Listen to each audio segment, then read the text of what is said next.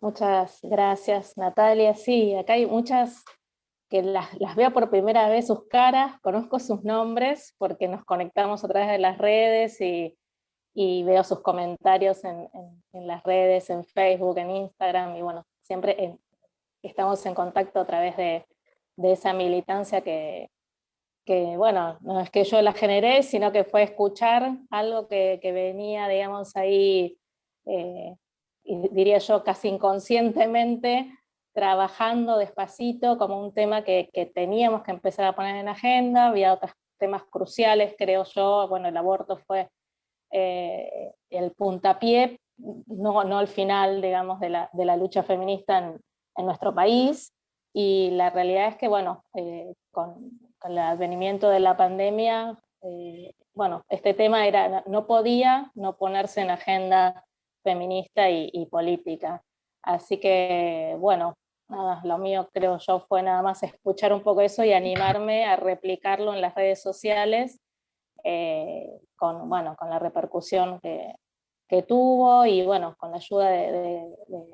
Cecilia Bertolino, que bueno, es en gran parte responsable de que Familias haya tenido trascendencia,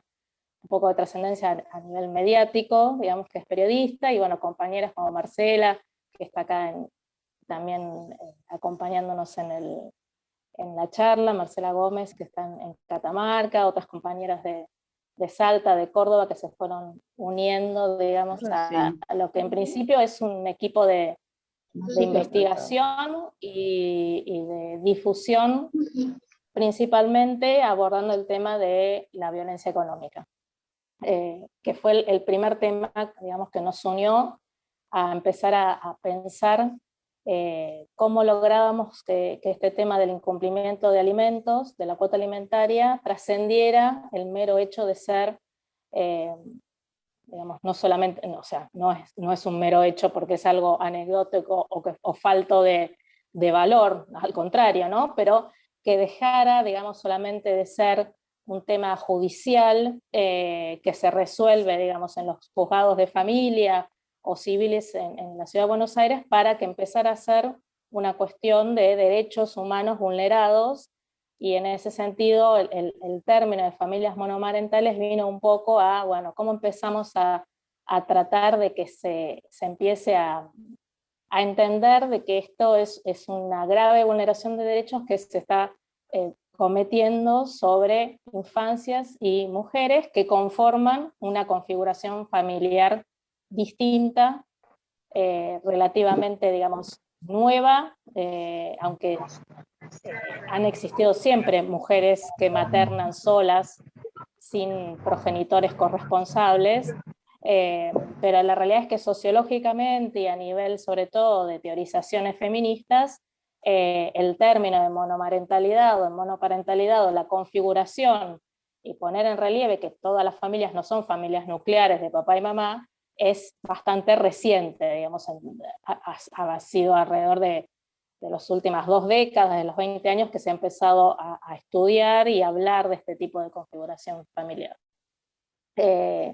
Y bueno, particularmente tomado desde el feminismo, porque justamente el 84% de los hogares monomarentales, por ejemplo en Argentina, están a cargo de mujeres. Entonces, obviamente esto es no solamente un término, sino un campo de investigación, que es el feminismo, el que justamente puede tomar, dar cuenta, investigar, y tratar en ese sentido de generar políticas públicas y sociales, que den cuenta de este nuevo tipo de configuración familiar. Así que, bueno, un poquito la idea de hoy era contarles un poco por qué nosotros hablamos en Familias Monomarentales de violencia económica. Nos importa mucho remarcar ese término, que el no pago de alimentos o el incumplimiento alimentario no quede, digamos, como una cuestión, digamos, legal de un ítem más dentro de los asuntos de familia que los juzgados tienen que resolver, sino que se entienda como un tipo de violencia económica o un tipo de violencia de género que toma este formato de lo económico, porque el dinero se utiliza como un medio de opresión y de vulneración sobre las mujeres y también sobre esos niños y niñas que al no acceder a su derecho, en general son estas mujeres las que intentan,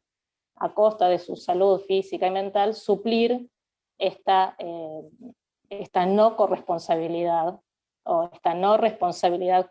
que debe ser cumplida, digamos, legal y moralmente, diría yo también, aunque bueno, este es otro plano para abordar por ahí en otro momento, ¿no? Así que bueno, yo ahí quería compartir con ustedes un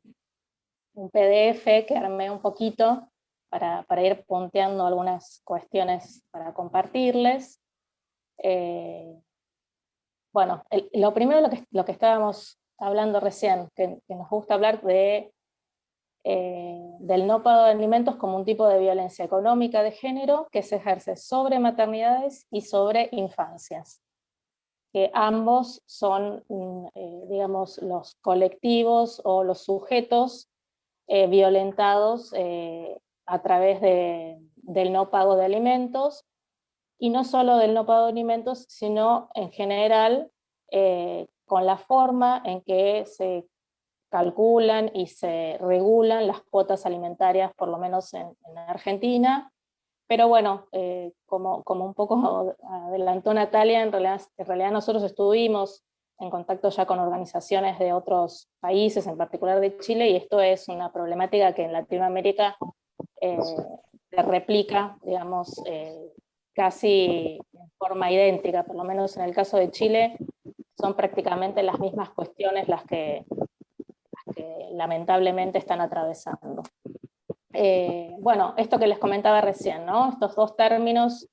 que a veces parecen medio trabalenguas decirlos, pero bueno, hay que empezar a ponerlos en agenda y en el discurso, que son la monoparentalidad y la monomarentalidad. En realidad, el término de la Real Academia Española sería monoparentalidad, pero bueno, como también a través del lenguaje logramos modificaciones a nivel social, y son muy importantes, nosotras preferimos hablar de monomarentalidad. De hecho, bueno, el Ministerio de Economía sacó un informe junto con UNICEF y hablan de monomarentalidad, o sea que es un término que más o menos se empieza ya a compartir, y es una configuración familiar en la cual un adulto, en general una adulta, se encuentra a cargo en forma exclusiva o en alto porcentaje de las tareas de cuidado y sostén económico de los hijos e hijas. El tema de forma exclusiva o en alto porcentaje es, digamos, por ahí puesto, digamos, como a propósito en la definición, porque en muchos casos lo que pasa en general luego de las disoluciones conyugales es que las tareas de cuidado no se reparten en forma equitativa, ¿no? Un poco porque sabemos que las tareas de cuidado en general se asocian con estereotipos de género que tienen que ver con que la madre va a ser la única capaz de cuidar a esos niños y de que tengan un desenvolvimiento y un desarrollo porque nos ha sido asignada esta tarea, pero otro poco también porque hay un tema, digamos, de incompatibilidad laboral en general del lado de los progenitores varones, con lo cual este ideal de la corresponsabilidad 50 y 50 a veces se termina siendo como muy complicado de lograr. Son pocos, digamos, los casos en los que realmente se dividen 50 y 50 las responsabilidades de cuidado, porque eso supondría tener dos hogares o tener una dinámica familiar como muy bien aceitada como para que realmente se logre que ambos padres puedan desarrollar su carrera profesional o su actividad laboral plenamente y al mismo tiempo lograr compatibilizar sus roles de madre o padre. Entonces, en general lo que pasa es que luego de las disoluciones se llega a convenios o digamos, a arreglos en cuanto a cómo repartir las tareas de cuidado, pero nunca esas divisiones benefician, digamos, o tienen más en cuenta, digamos, las tareas que la madre realiza, digamos, fuera del hogar, ¿no? Siempre quedan, digamos, en general, más tareas de cuidado del lado de la madre, visitas, que ahora ya no se denominan visitas, sino que se denomina régimen de coparentalidad o de cuidados, ¿no? Pero siguen operando como una visita, digamos, porque una mamá que de lunes a viernes cuida a sus hijos y el papá solamente los ve sábado y domingo, cada 15 días, o incluso todos los fines de semana, pero bueno, estamos hablando de 5 días contra 2. También tenemos este tema de que de lunes a viernes los chicos en general van a la escuela, tienen sus actividades escolares y extraescolares, o atención médica, todo lo que hacemos durante la semana, y son estas tareas las que recaen sobre las madres, mientras los padres por ahí gozan, digamos, más de tareas de ocio o de esparcimiento los fines de semana con los niños. Con lo cual, bueno, hay toda una serie de cuestiones que tienen que ver con los cuidados, como dijo Natalia, que son parte de la agenda de la monomarentalidad, porque justamente estos cuidados no pueden en este momento, como tenemos en este momento el Código Civil actual y cómo operan, digamos, los juzgados en general, no se plasman realmente ni en la realidad, o sea, esta ideal de la coparentalidad no se da, pero tampoco esto se suple, digamos, en el plano económico. Entonces, no hay prácticamente cuotas alimentarias que realmente puedan compensar este trabajo de cuidado que las madres hacen, ¿no? Si tuviéramos que ponerle un valor, ahí estamos en un grave problema porque no nos cerrarían los números por ningún lado, y mucho menos con las cuotas alimentarias que en general se están regulando actualmente, que van desde una provisoria de 5.000 pesos a un 20 o 30% de un salario, digamos, promedio, ¿no? En el mejor de los casos, de un progenitor asalariado con un salario, digamos, de 50.000, 60.000, 70.000 pesos, ¿no? Entonces, realmente, ni siquiera la mejor cuota alimentaria con este 30%, que es el general lo que los juzgados están regulando, llega realmente a ser una cuota alimentaria digna que contemple las tareas de cuidado que las madres en general ejercemos. Entonces es una cuestión que es compleja. Creo que este tema de la complejidad de que hay cuestiones, digamos, monetarias y de dinero, que se mezclan, digamos, también con aspectos del cuidado, en cómo valoramos estos cuidados, qué precio le damos, digamos, no solamente en lo social y en el valor, digamos, afectivo, y la importancia que tiene, que recién ahora, luego de la pandemia, a pesar que, bueno, yo de hecho estoy haciendo ahora una diplomatura de políticas de cuidado y se está hablando de este tema desde hace muchos años. De hecho hay sistemas de cuidado en Uruguay, en Costa Rica, en distintos países de Latinoamérica que ya han abordado, en nuestro país no, en la que principalmente lo que se pone en primer plano es que tenemos que empezar a ponerle un valor real al cuidado, y un valor que no sea, digamos, un subvalor en relación a otras actividades que realizamos, ¿no? Porque en general, si bien se le da cierto valor al cuidado, termina siendo siempre un valor en minusvalía en relación a el trabajo privado o fuera del hogar, ¿no? Entonces, digamos, ahí tenemos un tema para trabajar como sociedad también, y justamente las políticas públicas son las responsables de poner ese valor. De hecho, bueno, se estuvo hablando sobre el valor en el PBI, que el cuidado ocupa, que es de alrededor de entre un 3 y un 15%, que es una de las actividades con mayor valor dentro de